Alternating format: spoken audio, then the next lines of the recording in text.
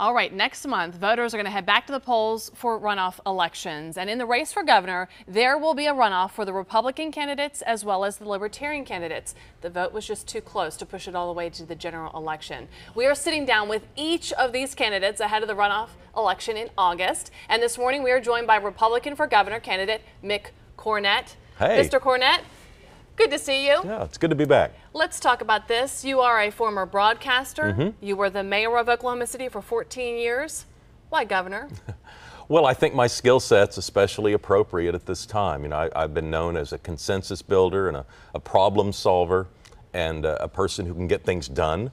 And I think after a few really awkward, if not calamitous, legislative sessions, people said, you know, what we really need is someone who can solve problems, someone who can build a consensus, and someone who can get things done. And so the business leaders really of the state asked Terry and me to look at the race, and we spent about 3 months last year looking at it. And then ultimately, after a lot of consolation, just decided, consultation, I should say, we decided to get in the race and felt like we would do well, and so far so good. Were you surprised with the primary results? Did you expect to head all the way to the general election, or did you anticipate it would be close? Well, once filing day came and there were 10 Republicans, I could do the math. I never wanted our supporters to hear me suggest that we were surrendering votes to another candidate. So we always talked about focusing on our campaign and doing the best we could. But realistically, you know, we finished first and 22,000 votes ahead of the next vote getter. And so, you know, we had to feel good about it at the end. And you have said, if you want more of the same, I'm not your guy. What do you mean by that? Well, I'm not your typical politician. And, you know, I want to get things done.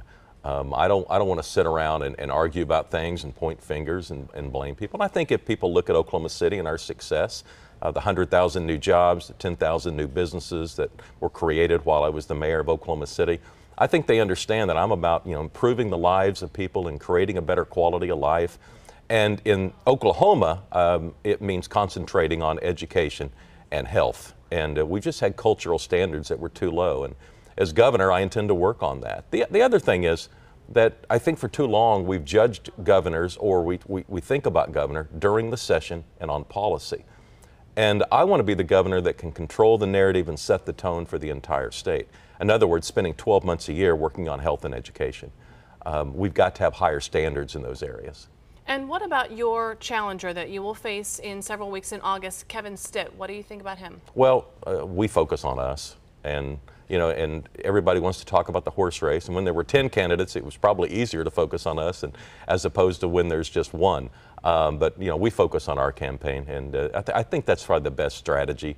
You can spend a lot of time looking around, and it's a waste of time. If we focus on what we are going to do, we should be fine on August 28th. And you head to November. If you do head to November, you will face Drew Edmondson, the Democratic challenger. What about him? Well, obviously, there's, you know, we think differently, as Republicans and Democrats often do, but I respect Drew. We've served on some committees before, and you know, look forward to a very serious fall of campaigning and talking about the issues. But I suspect at the end of the day, we'll be focused on us. We tend not to look around a whole lot. As mayor of Oklahoma City, we know that you are very familiar with the needs and concerns of the city. How do you go out and reach rural Oklahoma and say that you are the same person that can run Oklahoma City, but you can deal with all of the needs of our state? Well, I think a lot of people don't understand my family's rural background. I'm a 5th generation Oklahoman, but actually the first to not be a wheat farmer.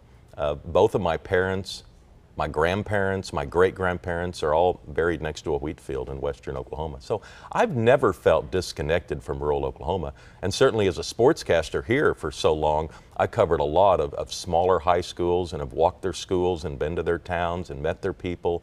And so, you know, that was actually good training for getting to know people all across the state. I think there's a lot of part of the state, though, that isn't familiar with me. And so, you know, that's my responsibility to get out and meet as many people as I can.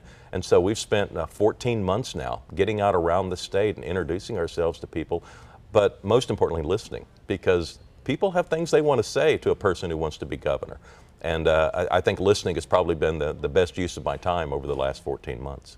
And people have questions for you as well. We'll switch to weather now, but come back and take some of those questions that we Okay. got in.